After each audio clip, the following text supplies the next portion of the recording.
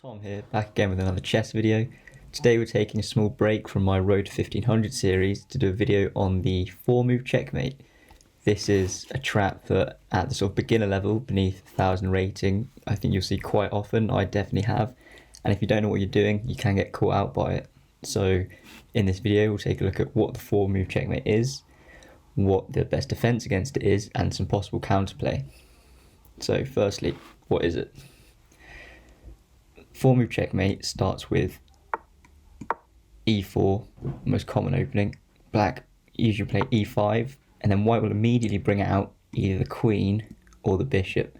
For this example, we'll show the queen comes to h5 with the idea of attacking black's weakness, the f7 square. So if black continues to develop,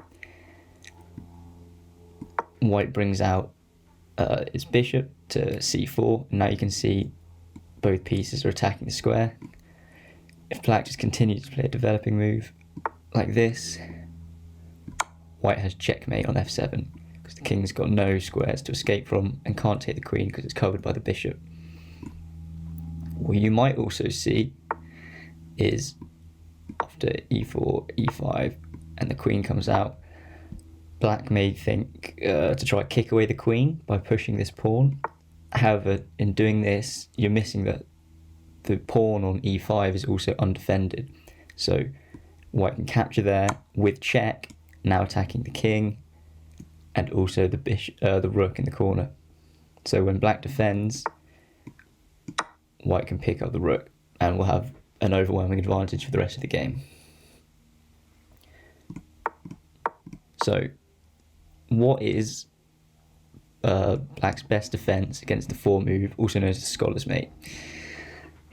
So e4, e5, and now when the queen comes out, we now know that we have to defend the pawn here. So because there's only one piece attacking f7 at the moment, we don't need to worry about that just yet. And we can play knight to c6. Now, when white continues its attack on c4, we do now have to defend the f7 square, and we can do this by playing g6. Now, obviously this didn't work the first time because white could capture here, but now that we've got the knight defending, this move works out fine. White may continue the attack by moving queen to f3, with the idea of now having both pieces attacking the f7 square still. Black can just continue to develop with knight to f6, blocking the square, and from here should have a good game. Now, there is a possibility of white continuing its attack if it plays queen to b3. The idea of queen to b3 is that we're attacking this pawn here, so white can capture the pawn and king can't take back, and it also stops black being able to do castle because the king's going to have to move. However, this is where black has a small trick it can play. We can ignore the capture on f7 because it isn't checkmate, and we can play knight to d4. This is attacking the queen here, but also threatening capturing this pawn and forking the king and the rook. So if white decides to continue its attack, takes the pawn, black moves the king, and now it's very difficult for white to maintain the defense of the bishop and defend the c2 square. The only place it can do this on is c4.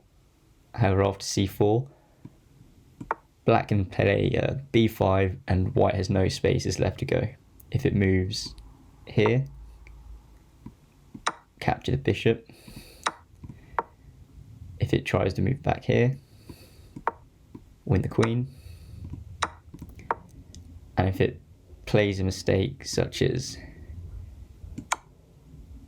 check here, well, this means the king has to move at first, win the bishop, and then if white tries to continue development, there's the triple fork on the queen, the king, and the rook, and black's way ahead at this point.